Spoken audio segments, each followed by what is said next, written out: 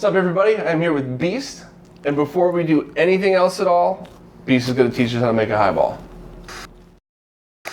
Highball time, baby. Alrighty. One big ass cube. Not too crazy about that drop, but it's okay.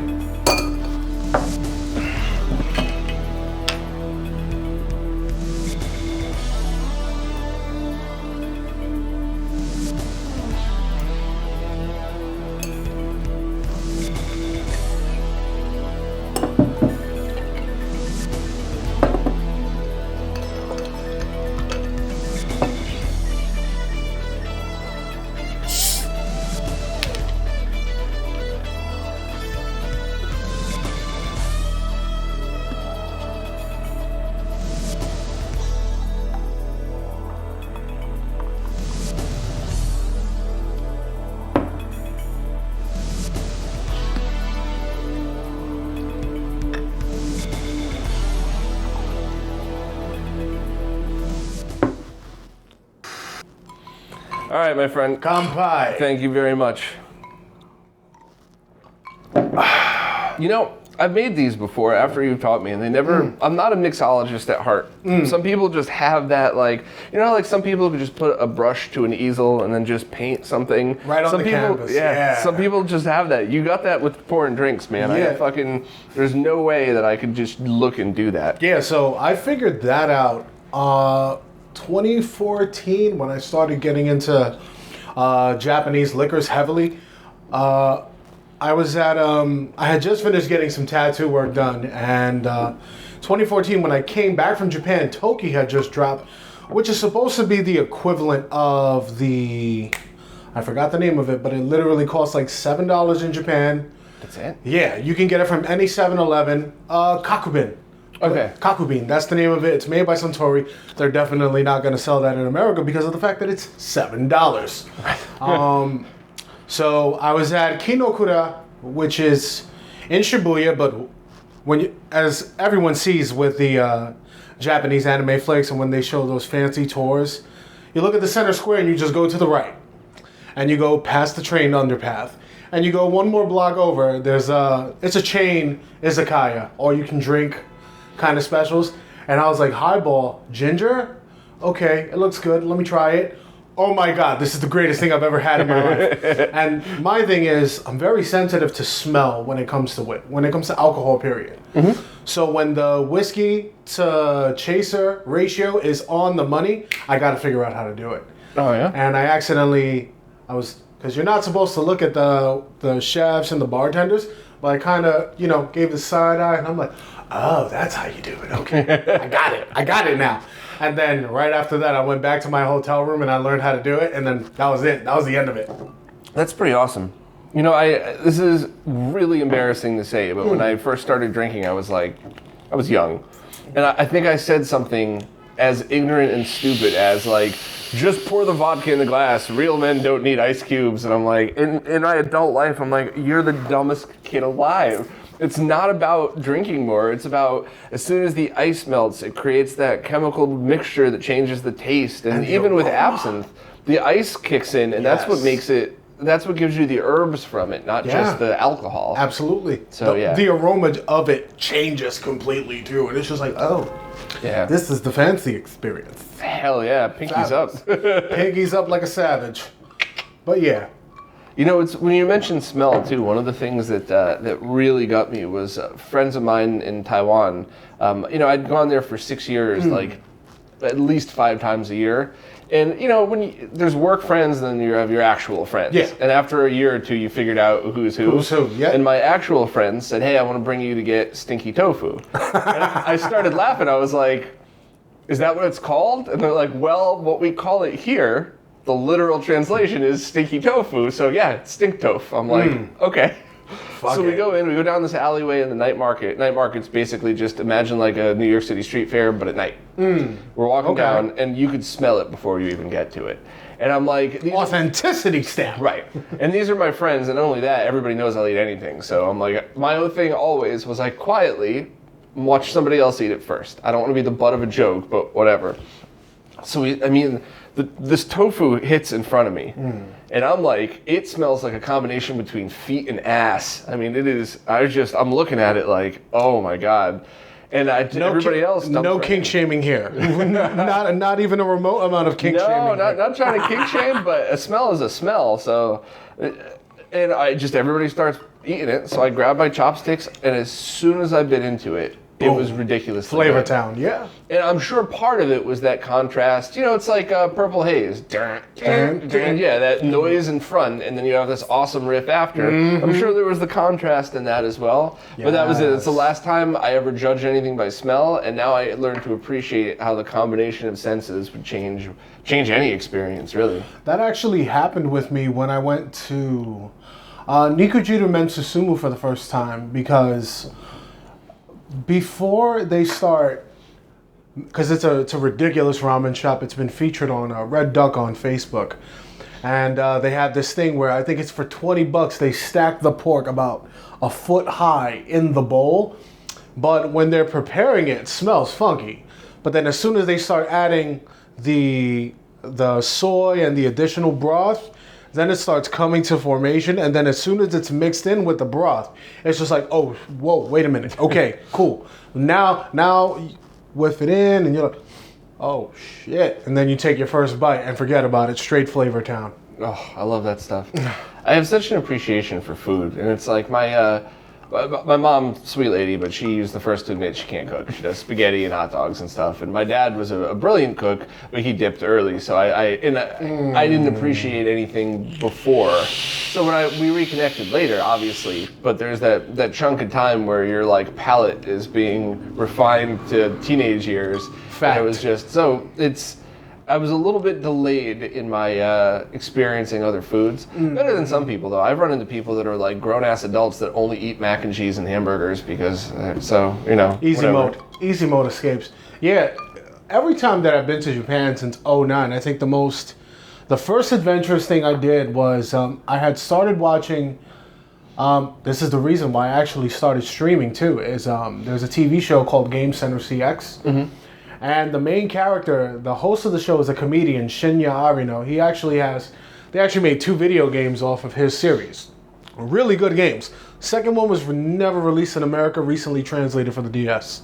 And there would be segments where he would bounce between food places and game centers and stuff. And the one thing that threw me off, he went to this spot near Sensoji Temple, and they had something there called omusoba, and I'm like, what is that? And it's an omelet with soba noodles in it with ketchup on it. And I was like, I don't know how I'm feeling about this, but at the same time, I'm playing Xevious because the tables were arcade cabinets. And I was like, playing Xevious? Oh, okay, 600 yen. I'm scared. I sliced through it, and the egg yolk just, and I'm like, ooh, this looks good. Yeah. Yes, fantastic. And then they give you ice cream at the end. It was ridiculous. It closed, but that was like, nah, I need to look at other spots now. I need to change my taste palette up just a little bit. But yeah, like that was one of the main influences. And then YouTube recently with Paolo in Tokyo and Tabi Eats. 2 Japanese dudes that they literally hit every location in Japan, and then they go overseas and go to other locations. One of their recent episodes they found a spot, I forgot which prefecture, maybe Kanagawa, that it was 40 vending machines. And it was food and drink and food and drink. Like we're talking chasu ramen, and then in another one it's a toasty sandwich. And then you have your beverages, and it's the old school, pull the bottle out and like neat. That. Yeah, so yeah, the taste palette for Japan, had to broaden that after the first trip. So when was the first time you actually went to Japan? 2009. What brought you there? It was actually a friend of mine. I don't really talk to him like that anymore. He's doing his own thing. He used to run this website called CL Gamer Chocolate Lemon. It was when Justin Wong was still living in New York. Mm-hmm. And then Jay Wong moved to the West Coast right after it, and the website just kind of died down. It was my first time over there, and inexperienced beast. We went to one of the last big fighting game tournaments in Japan in Super Battle Opera, which is Togeki. We weren't able to go the first day because tickets were sold out, but we went the second day. The experience was off the chart. Really? I'm not sure if they had rented Korakuen Hall or the Tokyo Dome because I can't remember the layout, but it was literally right next to the Tokyo Dome. They had one section where it was a stage, and they had 4 to 6 candy cabs linked head to head, and then the live stream was on the theater screen. And the players would just, like, they would have literally pro wrestling style entrances. They'll talk to them for a split second, and then boom, time for the matches. And the crazy thing about Togeki is it's one match.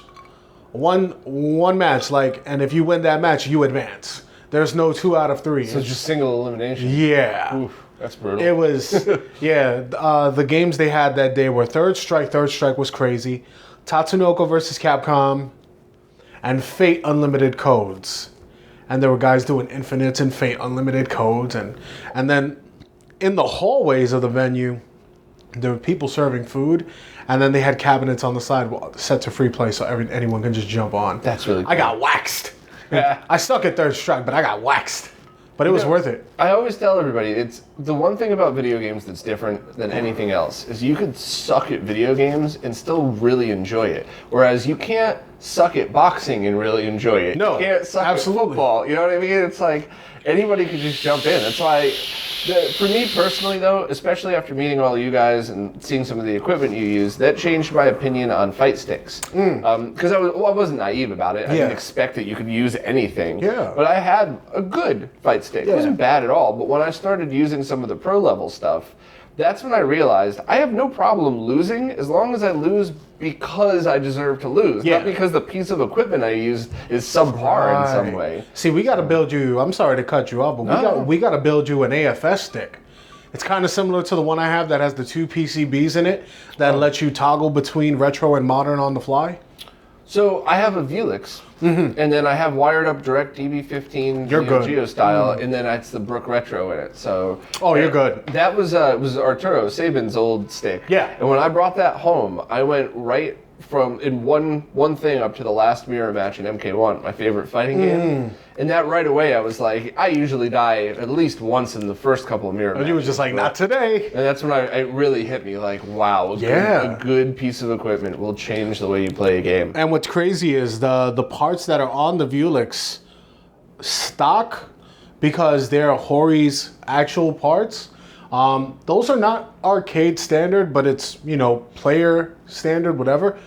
The arcade standard is actually Sanwa or Seimitsu, depending on what game center or arcade in Japan is using for said cabinet.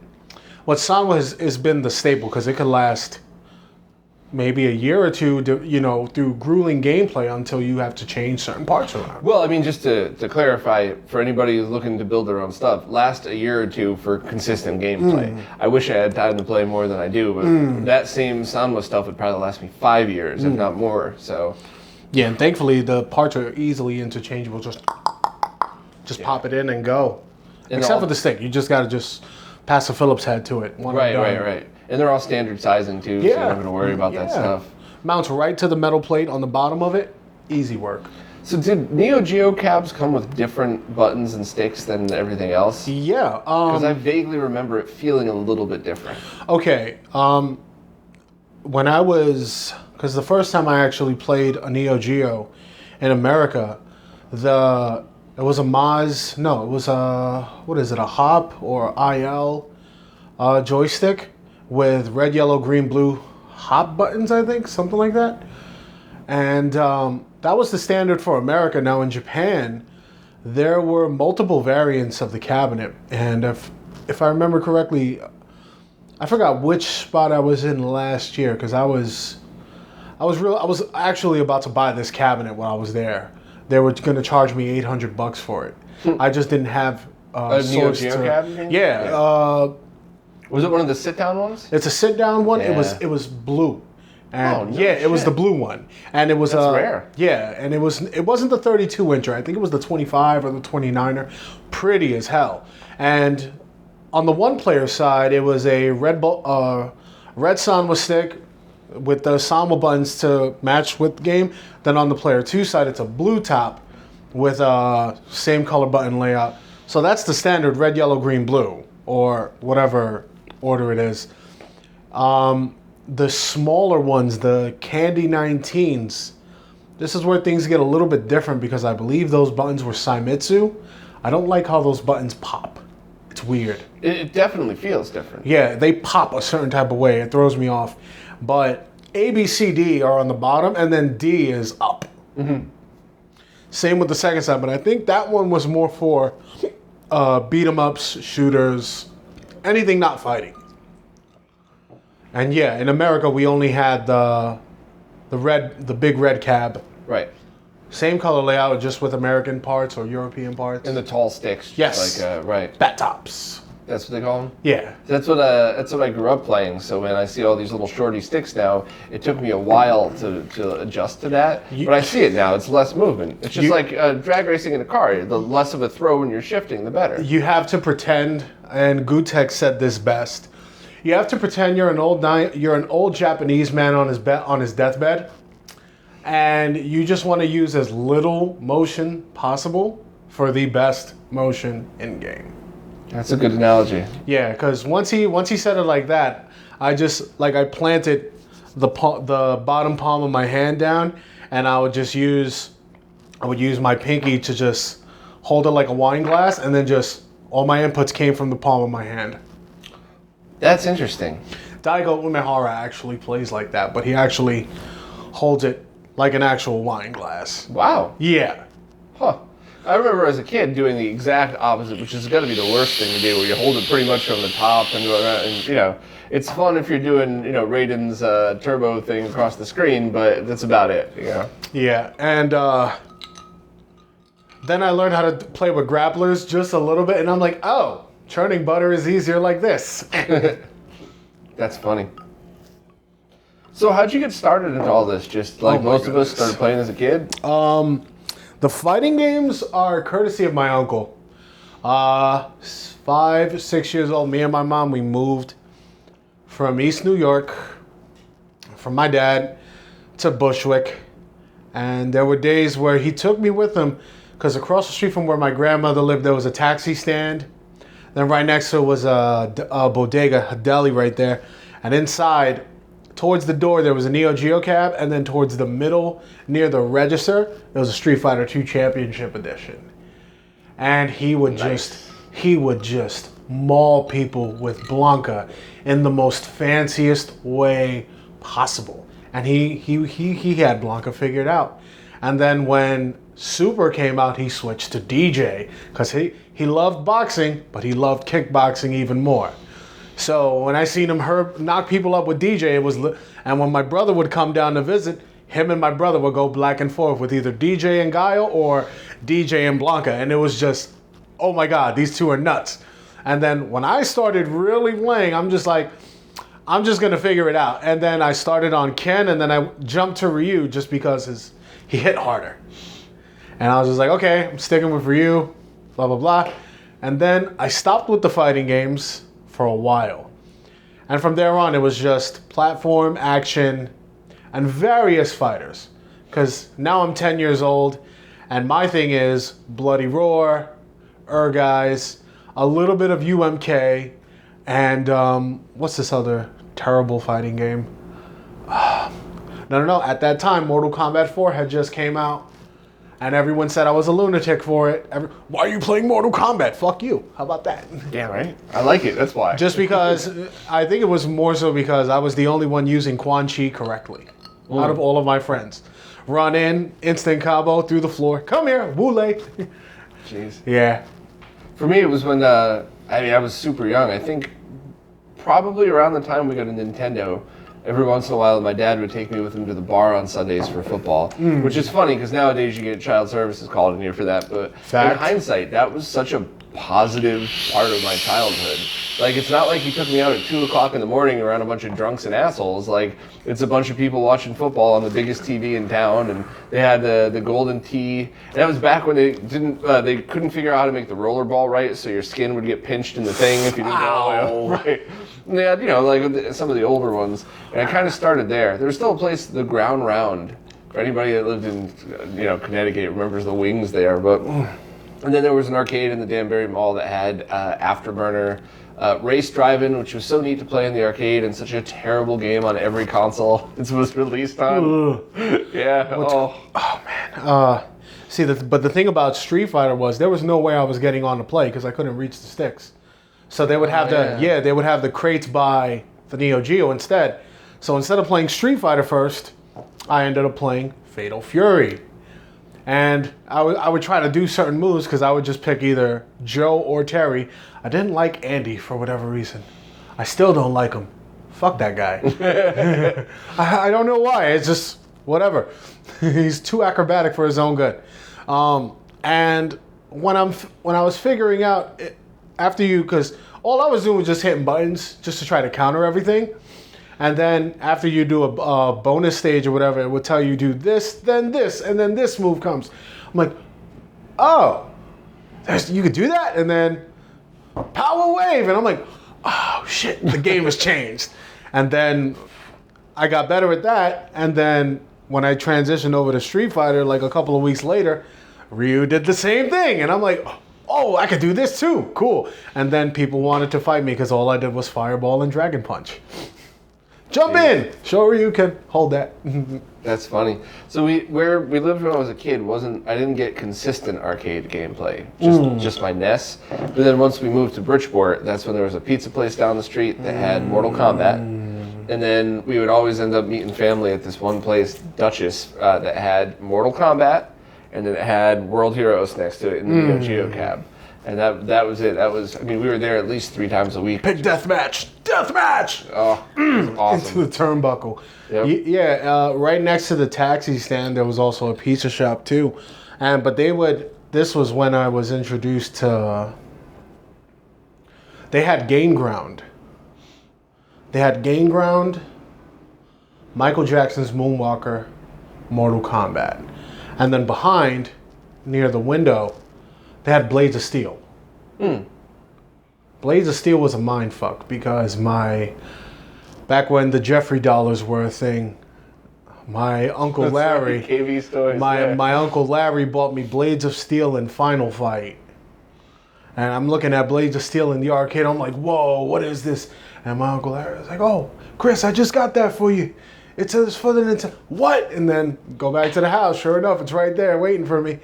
And then Mortal Kombat, when I saw that for the first time, and everyone and their mother was up in arms about it, of how violent it was.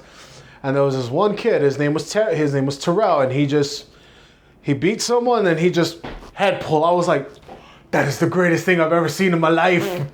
Me too. My mom was pretty strict. Her parents were the first generation born in America, but they were in that very insular Eastern European thing. So, they were like that halfway point between American and Eastern Europe. So it's like, they were pretty strict.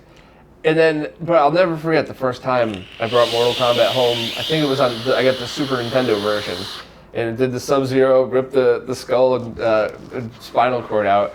And I was just giggling, and I still giggle to this day. And my mom comes in, and she starts giggling because she knows, this is cartoon, silly violence. Same thing with heavy metal. There was some uppity parent where it was like, I would never let my kid listen to Megadeth, and she's like, she still is a super polite lady, so she said something, oh well, and just moved along. But when we got in the car, she was like, you listen for the guitars. And by the way, that song is about getting divorced, not about the devil. It's Tornado of Souls. So Yes. Oh my God. Yeah.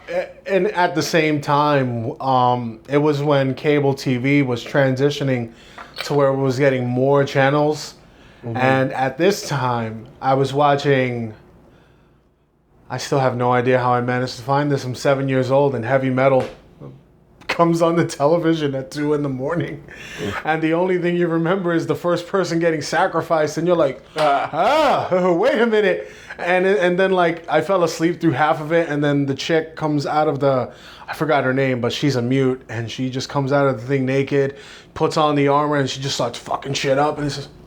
You know, I still have never seen that movie in its entirety. After all these years, you'd think I would have. There's like 3 to 4 stories in the beginning. There's like 3 to 4, and then the main one is the girl from the beginning in the end, and the soundtrack is so good. I gotta give that another chance. The soundtrack is so good. I don't know why. I never really. It's so worth it. Like the part that had me in stitches was a robot is smashing a human chick, and she's over here. Well, did you ever think about getting married? What are you talking about? That's a robot. Yeah, a robot with a cigar in his hand at the end of the. What? Yeah, everybody always told me I'd like that. I don't know why. I was always scatterbrained. Just don't watch 2000. 2000 pulls away from the hilarity that's part 1. I like silly stuff like that. You know the band Lordy? Absolutely. They sacrifice their roadie at every show, but it's an axe that's like a floppy rubber axe, and it's like little kids in the crowd are like, yay! Like, it's the most lighthearted, silly, fun thing in the world, and it's just it's enjoyable to just let loose like that. That's just like how in the AEW guys, the Young Bucks. Every time something goes wrong, they end up killing their translator every time. What happened to Masa? And then Masa's just like, it looks like he's dead, but he's actually like passed out drunk or something. It's like, wait, where's Masa? Wait, we gave him the wrong drink. Fuck. We gotta go now. We gotta find a Cracker Barrel now. Jeez. Like Lordy is, not Lordy, Guar. I think every show they've ever done, they just pick a random celebrity and then just, it's a cardboard cutout and they sacrifice them on stage. I learned about them courtesy of Beavis and Butthead at 6 years old. My mother hated the fact that I watched that show. And I'm just like, they're just critiquing videos 99% of the time. I don't get it. It's hilarious. Oh, that's funny. And then when they finally made it to a Guar concert, I was so happy. Like, yeah, they finally did it. With the fake blood and everything. Oh, yeah. That's hysterical. Yeah, I saw them I saw them twice, I think. Once was it was about 100 degrees out at an open air thing in Mass. Big oof. And it was the day before my 25th birthday, and I go to buy beer, and they say no out-of-state IDs can buy alcohol unless you're 25. I'm like, but I gotta be in like an hour and a half, and they're like, too bad, get out of here. So I just had to sit there in the sun, boiling, angry. But then it was like Guar, Trivium, In Flames, and Kill Switch. So yeah, it was That's a good fucking lineup. Yes, it was. Yes, it was. Fuck yeah, that's a good fucking lineup. Holy shit. And then they shut down the highway on the way home, so it was a 4-hour drive home. Oh, brutal. I used to get hit. So to this day, every time I go to a concert in the city, I've been in Manhattan 3 years, I get this weird sense of just surreal, like I'm dreaming. Like I went to see Killswitch at Terminal 5. You did mention that. Home in a shorter time. I was showered and in my bed before I would have gotten to Grand Central. And these are the bands that I used to travel hours to see. Oh, so man. I will never take that shit for granted. No, hell yeah. Fuck. Refill? Refill. Let's do it. You grab the thing. Let me check the cameras. But yeah, as we're refilling, yeah, freaking... I can't wait to get back to Japan. I actually, fun fact, everyone gave me shit when I discovered baby metal. And I'm like, what? It's the perfect fusion of cutesy anime chicks and metal. What's going on? And what was even more amazing was, I forgot who it was. It was either someone from, was it Slayer? Metallica? I forgot, but they gave him like the complete thumbs up. They were like, what? Or was it Rob Zombie? A lot of people. It's one of those. It was one of those that they interviewed and they were like, yo, this shit works. Like, if it works for them, let them have it. Like, I know so many people like it, but the first time I saw it, I felt like a pedophile. I'm like, why are we looking at like scantily clad Japanese children singing heavy metal with some adults on stage with them? I don't get it. No, but the throw off point is they look young, but they're actually much older than many people. Like, they're early 20s. All right. Yeah, so I thought they were like 12. One was 17, but the other two were like 19, and the oldest one was like 20 something. So And I'm not just trying to be a racist and say that Japanese people look younger. I legit thought they were like 12-year-old girls. I thought that's what they were advertised as.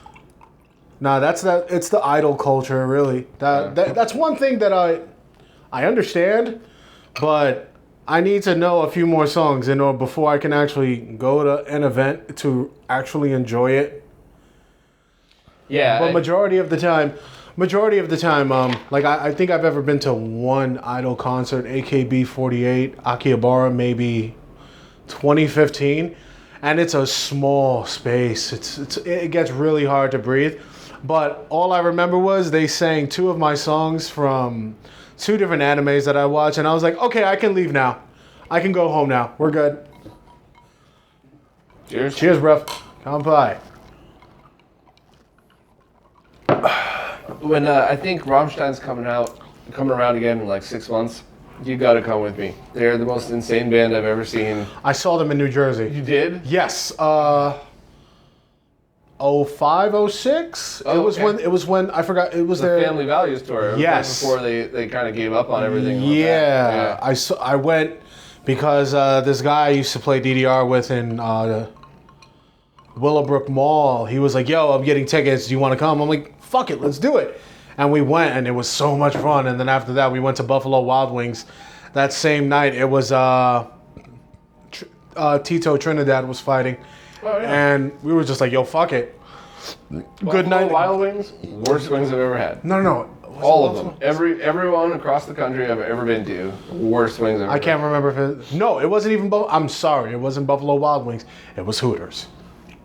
It was some good wings, yeah. Yeah, it was Hooters, and the food was really good. I got a bugged out steak club that messed my head up forever. It was a good night. It was a really good night. It's the last time I was even in one of those things. I used to date a chick who grew up with Forrest Griffin. And it was one of the matches that he lost. She was flipping out when he got thrown out. She was making too much noise. They thought, they probably would have thrown us out anyway. They thought they didn't throw us out, but they basically inferred that we should not be there because she was too loud. But that man is the reason why the UFC still exists. You think? Just because of the publicity that he got for everything? So, I was an MMA guy since 8, 9 years old because I accidentally, when I used to stay at my dad's on the weekends from 6 and up, there was a video store down the block and the VHSs were like $2. Mm-hmm. So I see Ultimate Fighting Championships and I'm like, fighting? Looks like pro wrestling. So rented one of the cassettes for the night, and that was the one that I had rented was the one that Ken Shamrock had just won the championship. And at the same time, he was competing in WWF. And I'm looking at this and I'm like, this ain't wrestling. These dudes are fucking each other up. And my dad is watching and he's like, holy shit. And Ken Shamrock was winning with fucking crazy submissions. And then that night, he had the feud with The Rock where The Rock freaking pulled a pair of brass knucks, clocked him in the face and threw the... No. He ate a hit and then threw the knucks in Shamrock's trunks. And I was like, oh my God, wait a minute. What? Wrestling is scripted. And then, That's funny. that's when I figured it all out. I was so young, but... I never gave a shit that it was scripted because you can't fake the athleticism of those people. Exactly. It's scripted or not. Like, some of the basic stuff. Let's forget for 1 minute about some of the acrobatics and the amazing feats of nature. Yeah. Just jumping off of something 30 fucking feet high onto something else. Yeah. That alone. You can't fake that. You can't put a wire and lightly come down.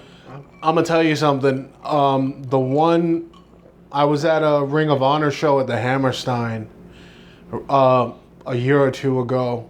This is before All Elite Wrestling came into the fray, and I had balcony seats, and Hangman Page did a fucking moonsault from the balcony to the main floor. Jeez. It was the craziest thing I've ever seen in my life. I was just like, holy dog shit. That was amazing. There's something about a good heel too. I've seen it. MJF best heel. MJF best heel. Even when I went to the medieval times, one of my friends wanted to go just a few months ago for her birthday. And we all went and sat down, and whoever was the bad guy that day was wonderful. He was like antagonizing the little kids in the front row, but like, you know what I mean when I say that. He wasn't actually picking on little kids, but he was the perfect heel. He made like the whole tables that were right in front of him, they made their whole night. Everybody had a wonderful night because he was such a wonderful bad guy, you know? I mean, it was really cool. It changes the dynamic when you have a really good bad guy and something like that. Like right now in like we all know for an absolute fact, Chris Jericho can make anybody. MJF right now, he's one of the best things to come into fruition with AEW because he's better than you, and you know it. Like as soon as they brought him in for Fyter Fest back in June, July-ish for CEO, he was like, I don't play video games. I'm getting laid out. He's going in and everyone's booing him. And then he gets his ass handed, but he doesn't actually take a loss. That's funny. Yeah, the dynamic is hysterical. I watched that for quite a while in like early 2000s when I allegedly maybe figured out a way to get DirecTV for free. So That's always fun. We would watch all the pay-per-views for like the 2 years I had it. It was really cool, but you know, the harder you start hitting some hobbies, the more you gotta start cutting back on others. You know what I mean? Oh, So yeah. It's like the only sports I watch regularly anymore are football. I used to get into Premier League soccer too. I can't even follow that. I don't have no time. But that's the same with me for MMA. And going back to the Forrest Griffin thing, yeah, the reality show into the finals, that's the reason why the UFC is still breathing right now. Aside from the buyout when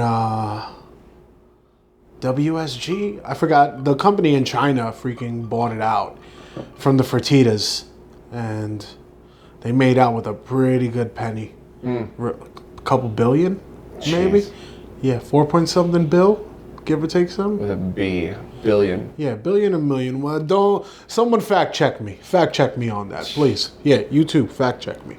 You know, if I ever came into millions of dollars, my life wouldn't, my day-to-day wouldn't change. I just would be in an apartment that I could actually fit stuff in.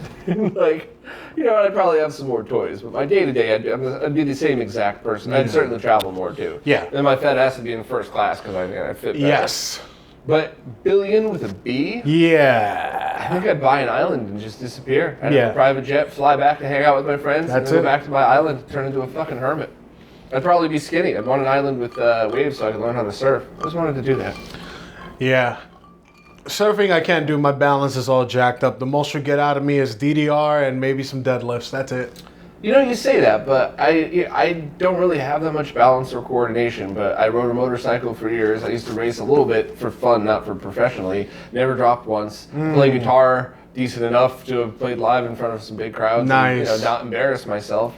So it's weird, even though you might not be the most coordinated. I mean, you did. I got the video you did with DDR. So I'd certainly like to try it. But where the hell am I going to surf in Connecticut in New York? Yeah, it's kind of trash. You'd have to go down to I think the closest place that you could actually get legit surfing and practice is like Cocoa Beach, Florida. Yeah.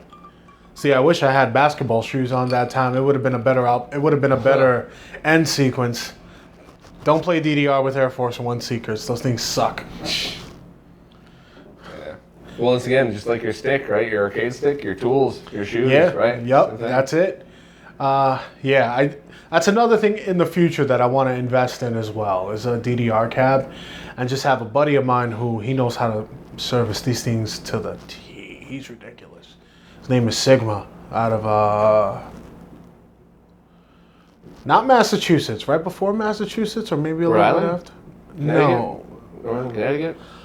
It'll come to me a little bit later. North from here. Yeah, it's north from here, but yeah, he's one of the reasons why the music game community in his area is like striving, because he actually owns a Dance Dance Revolution cap. He owns an Beat Mania, Drum Mania, Guitar Hero, Sound Voltex, and all those other music games, the Bimani music games. He's absolutely ridiculous with that. I've been to his place a few times, and he also has a Sega Astro City. And originally it was set Tate because he bought it from Tokyo Game Action, which was an awesome arcade out of Wichita, Massachusetts, and he bought some of the cabs there, put it in his basement, and he changed it from Tate to Yoko, vertical to horizontal, put Tetris to Grandmaster. He didn't know I played, and he was just like, what? And I'm like, yeah, son, you got a rival now. What up? Awesome. Yeah. So those cabs, the Astro Cities, Yes. you could switch them from vertical to horizontal, but you have Yes. to take it apart and reassemble it. So in order to do it, the easiest way possible is you unplug everything, obviously, lay it on its back, and then just fold the control panel, and then lift the access panel, and then you unscrew the bolts on the screen, lift it, set it back down, rescrew, and then turn the bezel to match with the video orientation. And what are the ones that you were talking about that just do it? Like The Egret 2s. Egret 2s. Yeah. I think I would love one of those. You would love it. Isn't it like 27-inch too or something? 29. Yeah, it's a beautiful, and the best part is you lift the access panel up. There's a little locking mechanism there. You just flip it, and then you pull the screen upward just a little bit, and then you just lock. And then That's you awesome. take the top bezel from the top of the access panel. Lock, done. That's perfect. That's another massive want that I genuinely want. I'd love to build a Mister into that. And then what I would really like to do actually is just have a couple of my favorite. Obviously, it wouldn't be MK because I don't think those could do 24 kilohertz refresh rate.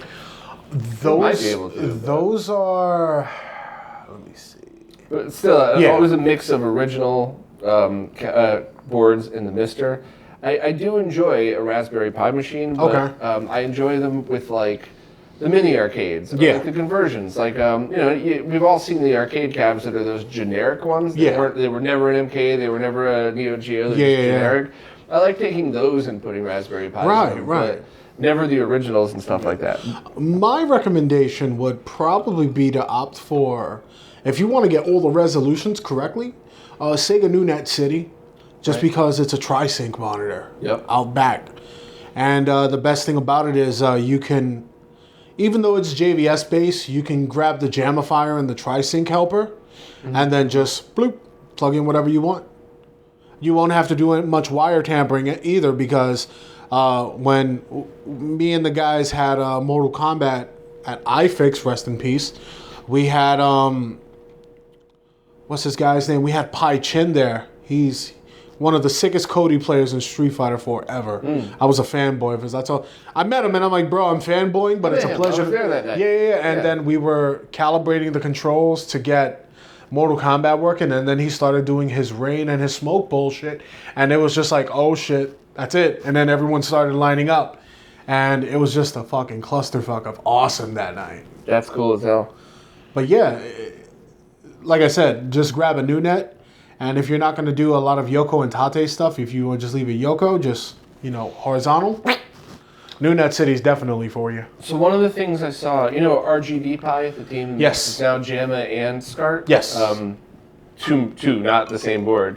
They have a feature in there where you set global video settings. So you plug it into your cab and you stretch it exactly, you get your geometry right, Yep. and then it automatically it will generate the original signal. Okay. But it'll automatically do the stretching and geometry to match. Nice. I'd love to see something like that eventually integrated into Mister. Oof. So you could do the same thing. You could have your vertical and your horizontal settings, and it just automatically gets applied to whatever core that you use. I'm definitely planning on investing in a Mister in the future, but my finances are shot until I get my credit cards cleaned out.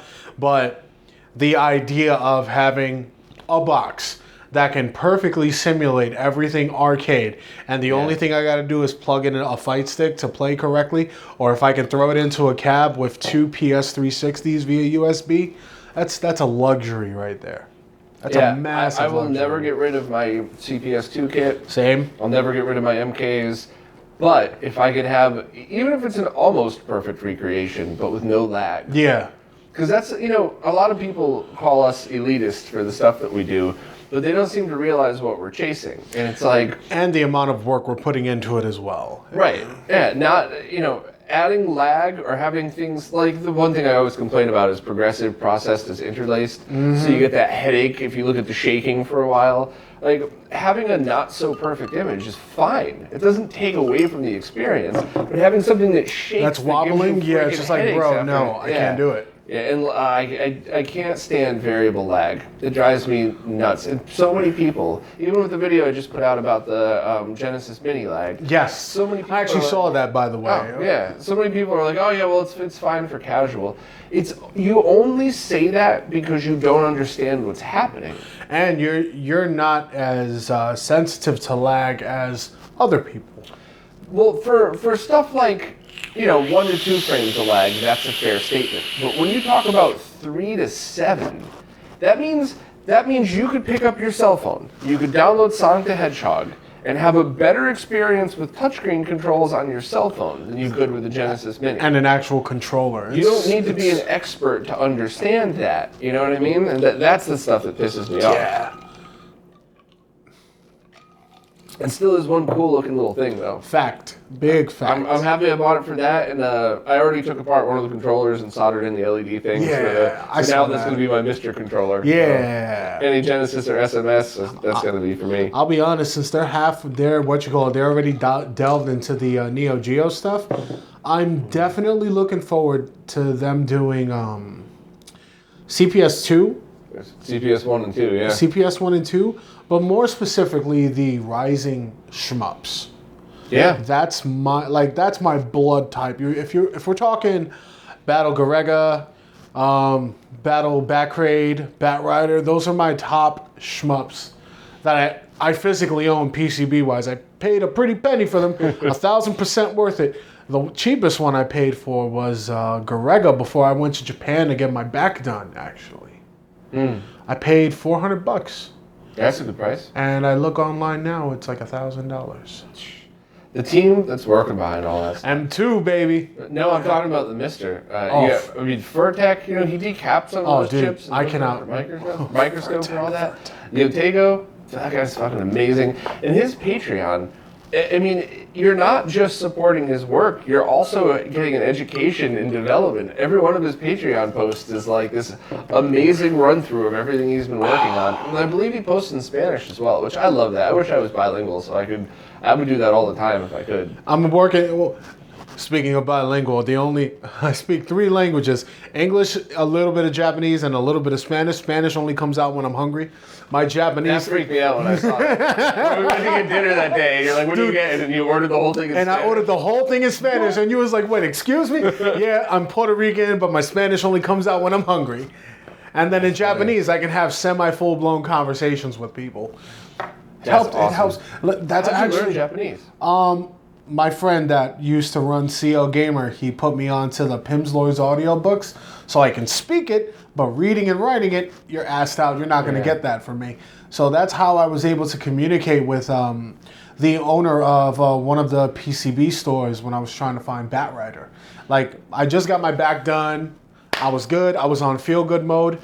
I had picked up a lot of really good games that year. And I said, I'm going to take a gamble. Let me contact the guys from too.I. See what happens. Send him an email, blah, blah, blah. And then he goes, hey, we just got a copy of Batrider and it's complete. Oh, how much do you want for it? Oh, it's 80,000 yen, $800. I'll be there in an hour. I jump on the Ginza train to Suehirocho, which is where Akihabara is. His shop is 3 blocks from the train station, so I got myself some green tea ice cream before going in. Go upstairs, knock on the door. Dozo. Go all the way to the back. Gomen kudasai. Krisu. Ide. I was like, Yamada-san, genki. Domo. And then he's like, oi, Krisu desu. Gambling wo tsukurimasu ka? And I'm like, am I a gambling man? Absolutely. And then he goes, bonus boss wa de demo derito 3,500 yen. And I'm like, really? In other words, he's telling me if I can show him a bonus boss in Batrider, he'll shave off $200 off the... So he puts it in he fires up a super gun, and he has the tube, on a roll cage as a display setup. and he fucking puts it sideways. So I'm like this. I know something you don't know, but I got something to tell you. I hit the coin button a couple times, and I did it because if you do the Konami code, you unlock all characters and you unlock bonus modes. As soon as I did that, he was like, oh, you're one of those guys. And I chose my man Strawman, Big Straw. I chose Midori, and I chose Carpet Girl. That's the powerhouse team. Like, you pick that team, the entire game is a cakewalk unless you suck at dodging or grazing. And I clear the first stage and I do the instant extend, which gives you a bonus life when you're not supposed to get it. Mm-hmm. And then I chose the easiest bonus boss encounter, and I got the first one. He was like, no, one more. And I did it a second time, and he cuts the super gun off. He's like, okay, you can have it. I'm like, yeah! Okay, fine. I'm like, yeah, let's go. I love that. I actually told that story on a forum, and they were like, what is the craziest experience you have? I told them that story, and they sent me a fucking thing of shot glasses from One Piece. And I kept two, and I gave the rest to a friend of mine. That's awesome. And yeah, I was just like, yep, it's lit. I still have the PCB. I love the game to death. That game is the definition of the 80s put it into a bullet hell. Really? Of the late 80s. Because, you know, back in the day with RoboCop and RoboCop 1 through 3, you know, those types of criminals and shit. But then we had monsters from we had the Terminator, and then Alien. It's shit like that that's extracted and thrown into a bullet hell. That's literally what it is. Yeah. Yeah. And the music is just, oh, it's so good. Yeah, that's for sure. I think my first ever shooter was 1943. Good game. I really like that. I never got too far in it, but we even got like a flight stick controller with suction cups for the NES, so that you can play it that way with the turbo. Still a good game. Yeah, it was. I really enjoyed that one. The next time you decide to make it out to Japan, we gotta check out Natsuge Museum, which it's a very small game center. It's like half the size of this. And yeah, I would really want to go. I'm still doing this next year. I'm in 100%. And in the center, it's cocktail cabinets. You know, you play and you have your drink here. But the games that they have are shit like Fantasy Zone, ZVS, good shit. And then on the far left, it's the 1980s sit down Sega Cities. And I remember when I was there last year, one of the games they had was Shinobi, and right next to it was Shadow Dancer. And then right next to it was a Thunderblade. I like Thunderblade. And then they had like 3 egrets here, and then they had a Super Hang-On, and then they had, you know, it wasn't like, space doesn't mean shit to me. But when I see nothing but quality around me, it's like, oh, nah, I need to hang out here for a little bit. Yeah. And that's also where I bought the fucking, the Sega-themed SD cards from. Oh, yeah. Yeah, I got the Sega SD cards. I got my aunt Pac-Man tote bag. And I was like, DTJ, look what I got you. And it's Miss Pac-Man on it. That's her shit. You know, what you said about quality is 100% true, though. Like, if you want to just go in and play some games and drink some beers, there's nothing wrong with Barcade. Sometimes I shit on it just for other reasons. Yeah. I think rumors I've heard about the owners of the Brooklyn one drive me nuts. Aside from the fact that the sticks don't work 99% of the time. Right. But I mean, that's the one thing where, as long as it's actually working. Yeah. Whatever. That's a neat little way to go in there and just play a bunch of games. Mm-hmm. But if you play past 5, maybe 10 minutes max, you can't sit on those. No. Like, I love Daytona. I could own that. I could play that every day and never get bored. Same. Outrun, Outrun, both of those games. Outrun, no. Yeah. It's a luxury playing on an actual working cabinet. Like at I just bought one. Warehouse. I just got no place to put it, so it's sitting still. The dude's been nice enough to let me leave it there, but I was supposed to get it out last month. I don't know where the time went, but yeah, I really I can't where am I couldn't put it here. So like that Mikado had an Outrun, but then the CRT blew out, so they left a computer CRT in, and now it's just and then the music keeps playing, and you just get happier and happier. But then you go to Kawasaki Warehouse, and those dudes, their first floor where their garage is their storage facility, because there's like a big. I accidentally saw it, and I was just like, And then they were like, "Sir, excuse me, you can't be here." Oh, okay, I'm sorry. Like I saw a brand new fucking, what is it? Oh my God, the Toshiba Tri-Syncs. They had them boxed. They had Toshiba Tri-Syncs boxed. I was like, they had Toshiba Tri-Syncs. They had Nanao, and they had something else. I couldn't even tell what brand it was. Japanese writing, but everything was boxed, and I'm just like, if I ever got a chance to pick up new old stock or anything like that, I would do it, and then I would squirrel it away and get it to anything but scalpers. Mm-hmm. You know, museums, arcades that are dedicated for quality, not once again, no offense, not barcades. Yeah. Anything that's, I would make sure I would only profit off of how much it costs to store them. Yeah. I wouldn't ask for a penny more other than what the total cost of ownership is. Yeah. Because I just want to see more. I just want to see more people take the time to restore this stuff. So, and there's never going to be a way to truly replace CRTs. fact. With 8K TVs, if you get theoretically an 8K OLED with perfect scanline emulation could come close enough to the point where you're not going to change the experience. Right. But it's still not a beam of light drawing a signal across a piece of glass so fast that a frame retains in your brain for the entire 16.5 milliseconds. You know what I mean? It's it's a different look. And it's not, that's why the panel I've been doing at the expos this year, I don't know why I drew a blank, we're only too deep, but that's why I thought that was so important, because I had a bunch of people come up to me going like, I didn't really get it until I saw everything side by side. Yeah. You know? So hopefully I'll turn that into a video. But yeah, those panels, see, I was even in the background, and I actually came in with a really good assist at a video game con when the dude was asking about light gun games. Yeah. Because I didn't know if you knew it. And he was like, well, what about PlayStation 1 games? And I was just in the cut like, yo, use Time Crisis. It helps. Yep. Yeah, seeing everything lined up side by side is just like, okay, these people have to understand what's being thrown in front of them right now. Yeah. Because I mean, it's just, once again, but how would somebody know if they had never seen it in person side by side? That's why I never shame anybody for this stuff. That's why that's why I get so annoyed when people call me the RGB elitist, because that is the opposite of me at all. Like, if you've never seen it side by side, you quite literally could not know the difference. Yeah. So, I don't know. It's a good pour. There we go. Proper what you call it? Proper chaser management.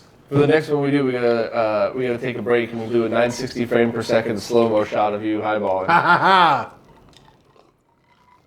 That's something I would really want to get more and more into, is slow-mo shots. Except for the price of the cameras. Oh, yeah. The cheapest one, the next cheapest one past the one I use is $5,000. So I do not have that at the moment. No.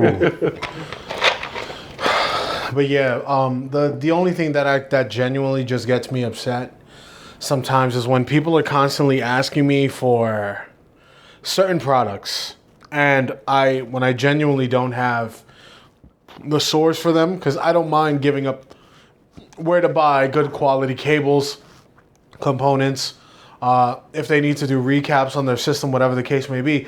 But if people are telling me, okay, I'm good with circuitry. Okay, did you try looking up what goes here? And they're like, no, why not? Right. You're just telling me you're lazy. I had a friend that was asking me for SCART to VGA cables, and I'm like, check RetroRGB first. Maybe they can cover that. Your website can cover that better than me, because I don't use that. I have no need for it. Right.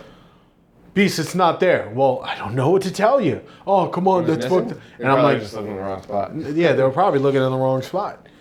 And another one was when, by the way, shout outs to Mike Chi, because the RGB to component transcoder is a glorious fucking piece of equipment. I actually tried it on my PVM 20L5. It rattled my brain. Yeah. So I think this interview is going out after the one I just did with Mike. Not before it, so I don't want to spoil anything. But let's just say Mike's been busy. Mm-hmm. Indeed. Yeah. But yeah, I keep telling my friends like, yo, if you don't want to invest in the PVM, dude, just get yourself a component CRT. Use the RGB to component transcoder. It'll do you justice. We were testing it out at DTN. Yeah. If it's safe to say, what was it? The prototype? That was the prototype. It turned out to be the final product. Right. The only difference is a trace was he put a bodge on to fix the trace, but it was the same design other than that. So got it. Yeah. So it performed just as good as. And the thing is, I kept telling people like, yo, we were in the retro room. We had that big ass 32-inch JVC. We had my super gun, the Sentinel, hooked up via Genesis 2 to the JVC, and and the Third Strike dudes were drooling all over themselves. And well, why can't I do? And I'm like, dude, I can't help you there. I just can't. I mean, the trick really is if you're starting out, get any CRT. Yeah. Anything. Absolutely. Anything at all, and then just go from there. You see, when I dived into the rabbit hole in 2014, I had bought a Framemeister and I bought Hajime no Ippo for PS3 at the same time. I have no idea how I remember that, but that's a really good game too. Bought those two, and then if I remember correctly, I got it from Solaris, Japan. At the time, they were like $250. Bought it, we got a couple of cables, and I started with S-Video for the Super Nintendo because I had the Junior without the RGB mod. And I just finally did it years later. And it's just been up and up and up because what I was using before was a BenQ24. And then I gave the BenQ24 to a friend of mine, and I got my first PVM 14L5. Nice, yeah. From my buddy Gabe, and then I traded that off to my friend Joel, gave him some cash, he gave me an Ikegami, but it wasn't working correctly. Mm-hmm. Then I got the 20G1U, and then traded the G1U to you, and got the 20L5, and it's just been a luxury. But Mike Matei ended up with that one. You told me that. Yeah. You said it was going to Mike Matei. Yeah. And then now I just want a 29-inch CRT with component in just so I can go bananas with it. So I'm going to tell my opinion, but I always going to preface this. Number one, any CRT you're winning. Number two, whatever looks good to your eyes is a win. But for me personally, a 20-inch Sony, I guess a BVM that's been calibrated, that, the Aperture Grill screen. Yes. I want one of those for when I'm in my elitist moods, I guess you would say. And then just the biggest tube I could possibly get for day to day.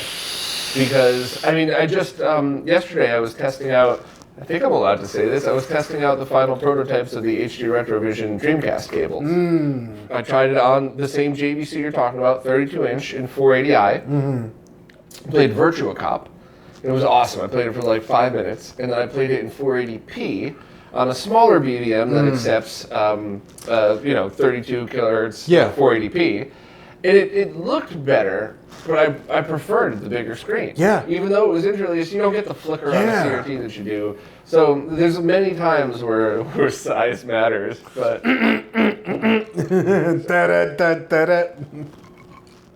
absolutely. Oh man, but yeah. Goal right now for me, 25 to 29 CRT, just so I can leave on my table. So my friends come over to play fighting games, they don't have to lean all the way in. Right. It's like, bruh, come on, your back is making my back hurt. Stop and then that. keep that 20L5, and the only upgrade I would ever suggest is if you end up scoring a mint D-Series BVM. D-Series, yeah. But that tube that's in yours is perfect. Yeah, no, I would never get rid of it because, to be honest, I would just use that for if I wanted to go balls to the wall. Tate shmups. True. Yeah, that's the one thing. You could have a fully recapped and calibrated D-Series BVM, but if the tubes beat, yours is still going to look better. Yep, mine's going to look better. Yeah. Yeah, absolutely. Good call with that one. Yeah, and and what's crazy is I'm also sitting on an 8-inch PVM that was given to me by our friend Joey.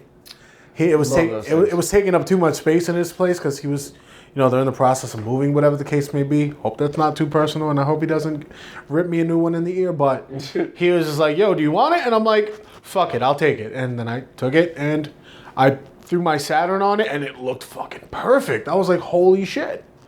So, yeah, that's the current situation I'm in right now. So, when did you get the nickname Beast? Wow. 5 years old. I have a really good explanation for that. I have a very good explanation for that. So the name Beast. Oh my god, I almost snarfed. So here's what happened. Fox 5 had just started showing off on Saturday morning cartoons the X-Men series. Right. And Beast, in my opinion, he still is. I don't care what anyone says. And I don't care how many variants he is. He is still the coolest character in the X-Men series. Why? Because he's a pacifist, but he will fuck your shit up on sight. Right. And he likes to hang upside down and read documents for absolutely no reason. So... Very dynamic character. So when Pizza Hut did the promo for... where you get a large, I forgot which one it was, you get a large pizza and X, Y, and Z, you pay an extra $5 and you get the entire first season with a mail-in card. Cool, whatever. I had just started getting into comic books, and there was a playground right in my grandmother's backyard. I was hanging upside down, reading an issue of the X-Men series where he's upside down and Sabretooth is talking some good shit. He comes down and he just drop kicks him in the face. My uncle comes in, Chris, come inside! And then it's the whole fucking X-Men. And I'm like, and forget about it. And then, of course, Beast has to do the intro where he just does a backflip and he's like, let's grapple, bitch. I'm gonna throw you through a wall. I love that show so fucking much. And the crazy thing is, throughout the entire series, he's throwing subliminal messages at people, and it's going right over everyone's head. And he's like, clearly, you do not have the mental capacity to compete with me. And this is like, damn! Shade. That show made me a lot, though. That was a great show. Yeah. I just, I'm always nervous to go back and watch things from my childhood. So I rewatched Knight Rider. Still, 4 seasons. First season's amazing. 2 and 3 are good. 4's garbage. Don't even waste your time anymore. Yep. Airwolf, I got 20 minutes into the pilot and it turned it off. I'm like, oh, I just ruined my childhood. Super cringe. And I was so nervous when I bought the DVD for X-Men. And I'm like, oh, what's it going to be? It's 100% holds up.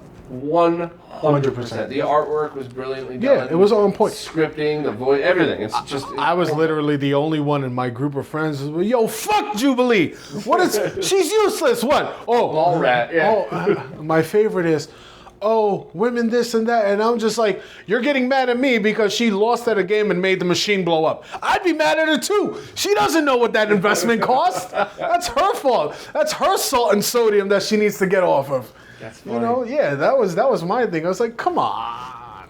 So my thing was, it was like if she was so shook of getting hung up by a sentinel, why didn't she just hug the dude's feet? Boom, one and done. Right. Let's see how useful you can be in a situation like that. What are you gonna do? Wait for Cyclops? That's pretty funny. I remember very clearly the Phoenix Saga in the cartoon. It was so good. And I see the idiot from Game of Thrones in this one, and I'm like, I can't do it. I haven't watched it yet. I couldn't give it a chance. I couldn't either. Terrible actress. Yeah, I couldn't do it. That was the one movie that I actually had a lot of hope for. And yeah. Night. I just don't like the fact that it went more politically as opposed to action-y. What, the real movies? Yeah. I haven't seen the last 2. Yeah, the live action were more political than action-y because when we grew up watching the X-Men series, it was action. Okay, here's the reason why we're fighting. Right. But whereas every 3 seconds, it's a new direction of character development, unnecessary dialogue, more character development, politics. More politics. Here's a fight sequence that only lasts 2 minutes. Yeah, a lot of that too is when you get the big comic book universes like that. They're like, well, we need to give this character more dialogue because they're going to have their own movie in a year, and it's like, but they don't fit in this scene. We'll put them in. Well, yeah. All right, fine. That was the buzzkill with the live action X-Men series. The actor choices were good. Oh yeah, Patrick Stewart as Professor X. Come the fuck on. That was our dream as a kid. We literally said it. If Patrick Stewart is not Professor X, we're going to fucking riot. Right. And if my man that played Gandalf the Grey is not Magneto, we're going to fucking riot. Did you see that picture of him years ago? Ian McKellen, when he was at a gay rights thing. And he said, I'm Gandalf and Magneto. And Magneto. Yeah. Hold that shit. You just won the whole presentation. Everybody could go home. The picture did it. You're all dismissed. You're all dismissed. Get out. We'll call us away and go home. But yeah, like that's my one thing when they do superhero movies now. It's just don't do the politics. Give me some badass shit talking between the two. Then give me a little bit of story and character development, a bit of the plot, more fighting, and then more as to why the enemies are doing what they're doing. Like fucking Deadpool. Like fucking Deadpool. Deadpool nailed it right on the fucking hammer. Like that was my favorite superhero movie. Yeah, he's a douche canoe, and it's Ryan Reynolds as Deadpool. It works. I didn't know it was going to be like that walking into it. So I walked in expecting to see like Iron Man. No. I almost lost consciousness from laughing so hard at least 4 or 5 times during that movie. One last thing. Somewhere in this apartment, I have hidden a pound of cocaine and a cure for blindness. That's it. There were so many douchey things like that I just thought were brilliant. And the best part is, it's actually there. That's the one thing about Deadpool. It's actually there. Man, that was so funny. I love all that shit. So what's on your list of stuff coming up for purchases in the next year, I guess we could say? Things you're looking forward to. Okay. So I'm being sent on a recon mission to Japan for a week. That's next year, right? Yes, January. Wait, so that's 3 months from now? Yeah, but that's just recon. Like it's I go, I land, I get the job done, and then I get a few days to myself. Okay. But then the big trip is November 9th to the 25th.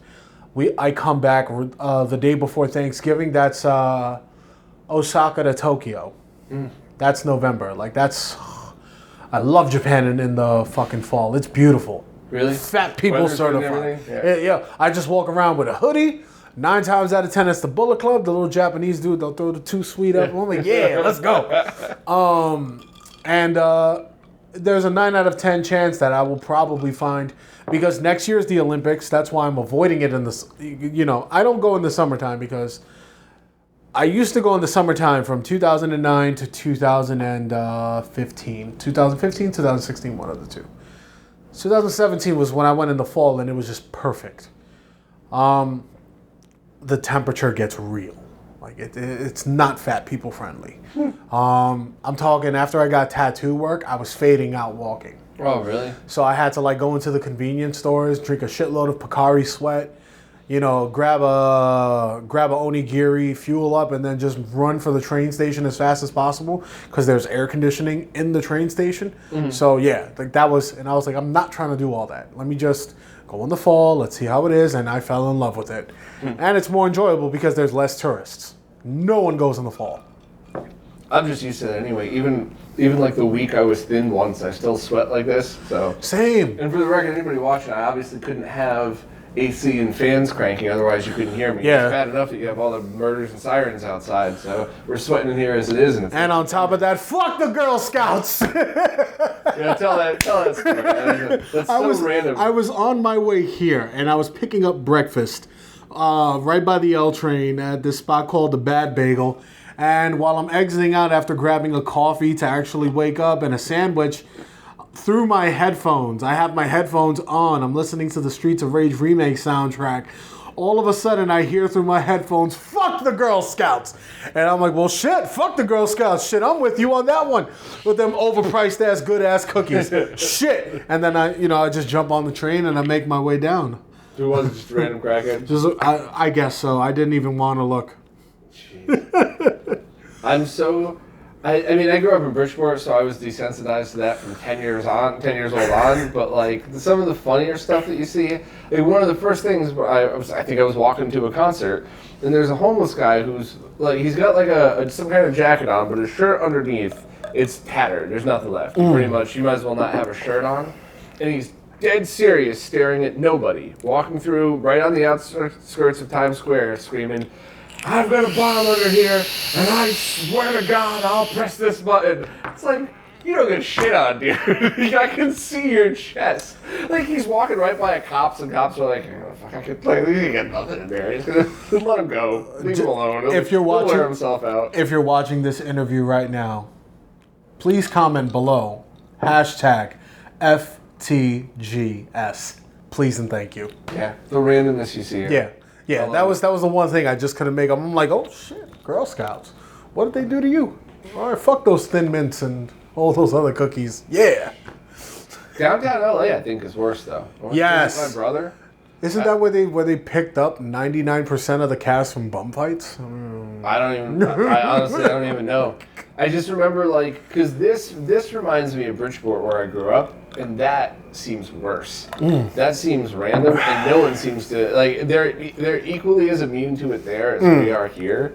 And it's just at least most of our crackheads don't bother people. For the most part. I don't know what happened to him. There was one right at the end of my street here. I was actually at a bar with Arturo right at the end, and I told him this story. And I've had so much weird shit happen in my life that most people just assume I'm exaggerating or lying. It drives me nuts, by the way. I never exaggerate or lie, unless you know it's blatant.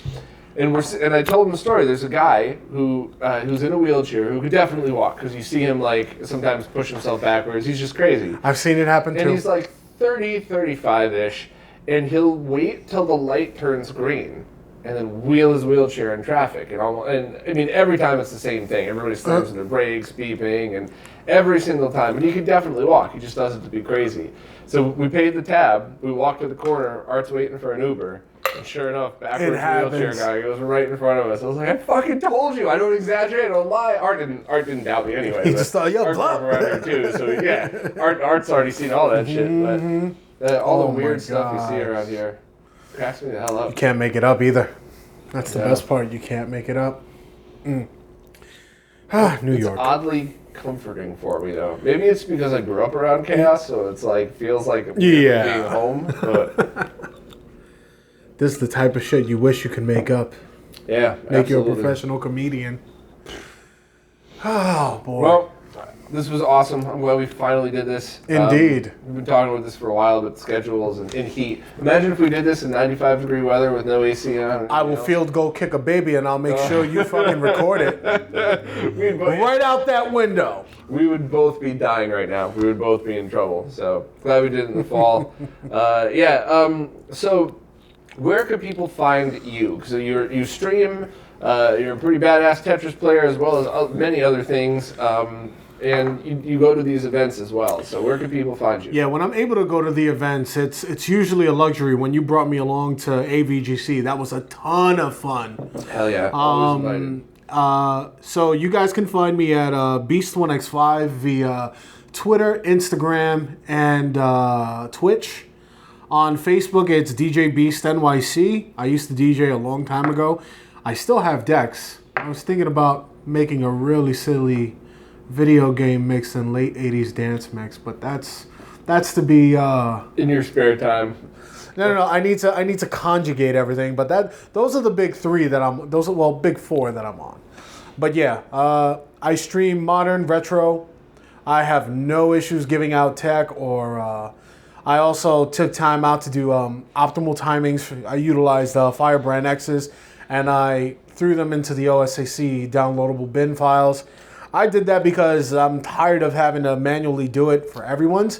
So I was just like, guys, here, I did it. Here's the bin. Import it. Have at it. And hopefully when I figure out how to do these Mega Genesis Plus games, you'll probably see a couple from me. That would probably be killer. Yeah, I have the OSTs loaded and ready to go for 3 games, actually. Streets of Rage 1 using the remake soundtrack. Streets of Rage 3 and 1 with the remake OST, but part 3 is the Japanese translation. And the third one, I think it's been done, but it hasn't been pushed all the way, is Michael Jackson's Moonwalker. That's a necessity. And you know what else I think I would really like to see people do? All of Gabriel Pyron's work, all of yes. color restoration. No, of course. It'll be... I want to see those soundtracks put to his patches. Yeah, absolutely. So you pretty much end up having arcade games. Perfect, yeah. And the fact that I reached out to Terra Onion and I asked him about Master System with MP3 audio, he actually was like, hey, that's being implemented soon. And I actually have the Yuzo Koshiro collection that actually has Shinobi Arcade on it. So That's it's just a matter of just dropping the MP3s in and hopefully figuring out how to properly set it up. I want to play Outrun 3D on the Master System with the arcade soundtrack. Hell yeah. Yeah, I would genuinely like to play the arcade Shinobi OST with the Master System game. And if anyone ends up doing like rock covers to stuff from anything from the Genesis that I can use and implement for a Mega Drive Plus game, I'll do it. I'll see if I can reach out to Stemage and see if he wants to donate any of his stuff. He's one of my favorite video game guitarists. I know it's probably disrespectful way to describe him, but he does awesome metal renditions. The guitarist that covers video game OSTs. No, that's good shit. Yeah, there was one guy that I saw do the first stage from Power Rangers, the arcade game. No, the Super NES game. And my brain melted. There's a few people out there that are really awesome. Yeah. So. But yep, you guys can follow me there. Beast1x5 for Twitter, Instagram, and Twitch. DJ Beast NYC for Facebook. Awesome. Thanks, everybody. See you next time.